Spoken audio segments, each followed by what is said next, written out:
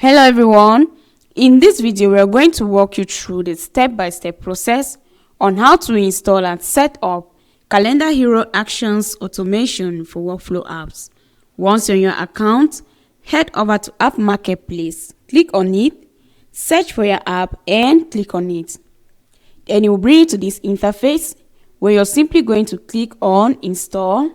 Right here, click on Allow and Install. Once your app has successfully been installed, you're going to refresh your tab and click on the custom page. Then the interface of the app is going to pop up where you have access to your documentation. Under the tutorials, you're going to have access to the SmartQ video that is going to serve as a guideline on how to get the necessary credentials to set up the app. We equally have the setup, which shows the status of the app. Yeah, we notice that our app has been connected, but no worries. We're going to walk you through on how to connect and set up the app. First thing, you're going to head over to your account online. Click on My Account. From the drop-down menu, you're going to click on My Profile Settings. Here, you're going to click on API.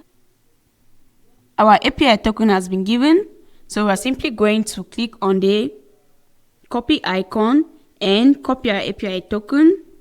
Head over back to your account. Click on Start Setup and paste your API token. Once you're done, click on Complete Setup.